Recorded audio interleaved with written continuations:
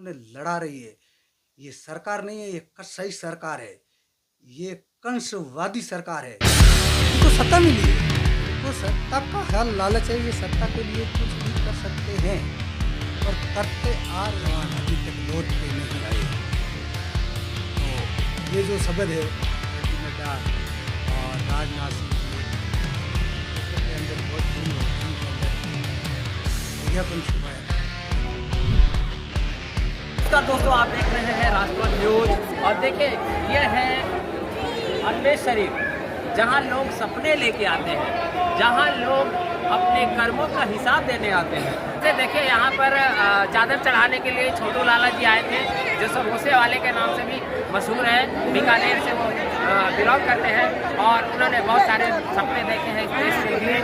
आपने एक नया आगाज किया है, आज जो शहीदों के लिए आप बात कर रहे हैं, आज अम्बेडकर पर जिस तरह से प्रहार हुआ है उसके लिए बात कर रहे हैं। आज जिस तरह से मस्जिदों को हटाकर मंदिरों का रूपरेखा की बात की जा रही है, उसके लिए आज आपने चादर चढ़ाया, क्या कहेंगे आप? देखिए, मैं आपके चैनल को धन्यवाद देता हूँ। सबसे पहले मेरा नाम छोटू लाल नाई, गांव कृष्णासर, जिला बीकानेर, तहसील नोखा का रहने वाला हूँ। और मैं 1818 दिन तपस्या करके आज मैं देश के सामने ओपन होने जा रहा हूँ।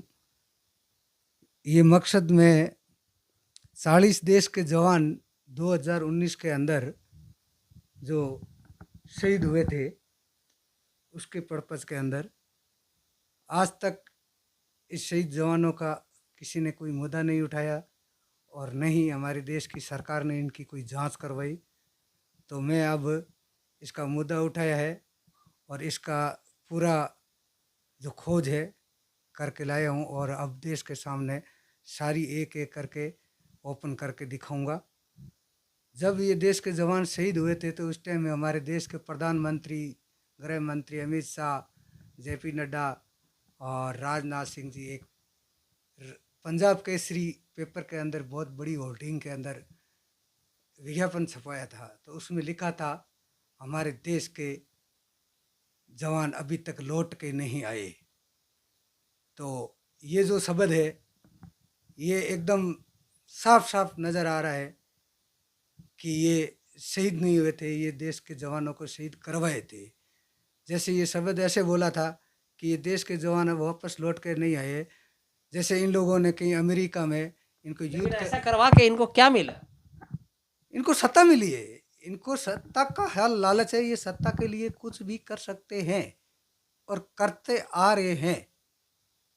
यही तो इनको मिलता है, इनको सबसे ज़्यादा सत्ता चाहिए, क्योंकि सत्ता के अंदर मलाई खाने को मिलती है इनको और ये मलाई खाते हैं बस। और इसके सिवा देश से और देश की दुनिया से इसे कोई मतलब नहीं है।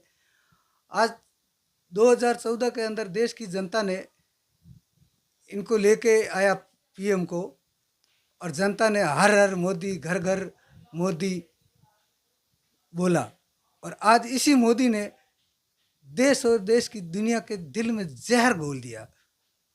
जो हर हर मोदी के नारे से गूंज रहा था वो आज जहर की तरह गूंज रहा है।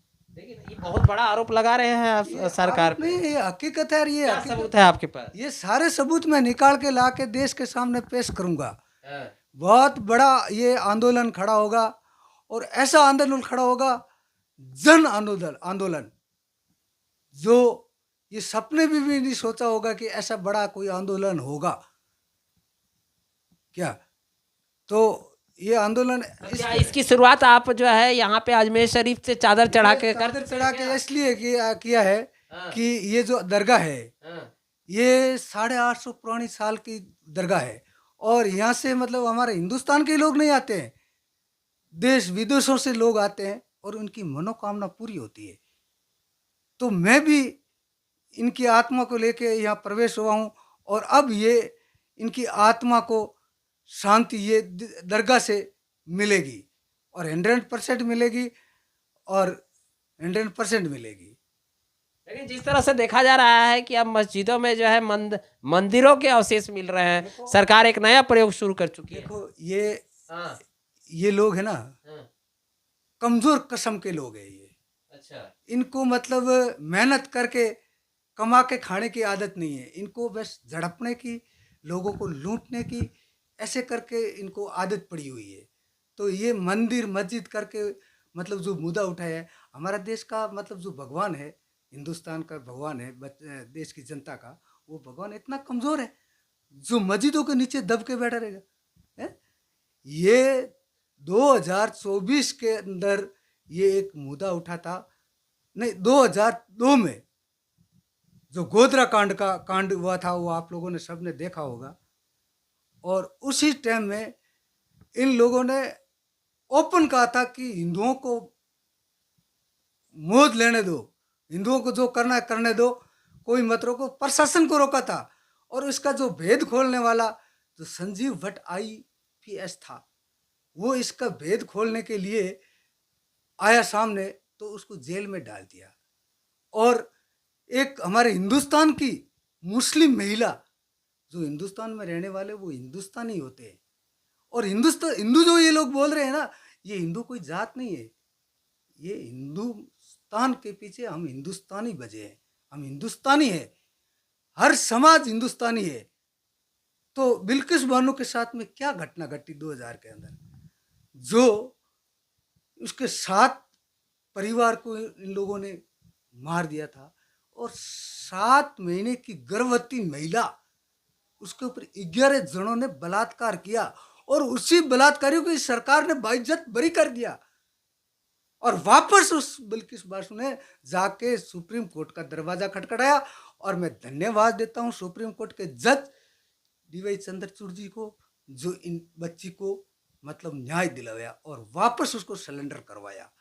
तो मुझे ये उम्मीद है कि अब वो जो CGI चंद्रचूड़ चले गए हैं, पद छोड़ के अपना, वो उसका कार्यकाल मतलब खत्म हो गया, तो उसकी जगह अब जो संजीव खन्ना आए हैं, तो मुझे लगता है कि संजीव खन्ना है, ये भी एक विचारधारी का आदमी है, जज है।